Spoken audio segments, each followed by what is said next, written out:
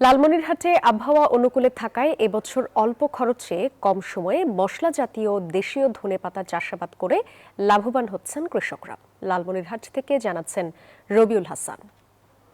অনুকূলে থাকায় লালমনিরহাটে এবছর রবি মৌসুমে মশলা জাতীয় ধনেপাতা চাষাবাদ করে কৃষকরা লাভবান হচ্ছেন। আমরা রয়েছি কালীগঞ্জ উপজেলার তুষভান্ডারে একটি ধনে খেতে। এখানে কিন্তু প্রায় 20 থেকে 25 শতক জমিতে কিন্তু ধনেপাতা চাষাবাদ করে কিন্তু লাভবান হচ্ছে। বিশেষ করে দেশি জাতের ধনেপাতা কিন্তু বাজারে প্রচুর চাহিদা রয়েছে এবং এটি খুবই সুগন্ধি। এই ধনেপাতা চাষাবাদ করার কৃষকের সাথে কথা বলতে চাই। আপনার সাথে কথা বলতে চাই, ধনেপাতা চাষাবাদ করে কেমন লাভবান হচ্ছেন এবং কত টাকা দামে বিক্রি করছেন? এখন ধনিয়া পাতা আমি দেশি ধনিয়া পাতা ওটা ফেলছি। হ্যাঁ, এটা চাহিদা ভালো।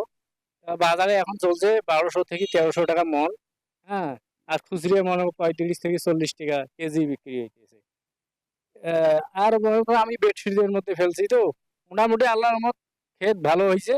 আপনাকে আমরা শুনছিলাম একজন কৃষক কিন্তু বলছেন যে তারা কিন্তু এই ধনেপাতা কিন্তু বেডে চাষাবাদ করেছেন এবং দেশি ধনেপাতা কিন্তু চাষাবাদ করেছেন। আমরা কৃষি বিভাগের সাথে কথা বলছি। কৃষি বিভাগ বলছে লালমনিরহাটের আবহাওয়া অনুকূলে থাকায় কিন্তু এবছর প্রায় 3000 হেক্টর জমিতে কিন্তু বিভিন্ন ধরনের মশলা জাতীয় ফসল কিন্তু তারা চাষাবাদ করছে। এদিকে কৃষি বিভাগ এর যে সবসময় কৃষকদের পরামর্শ দিচ্ছে।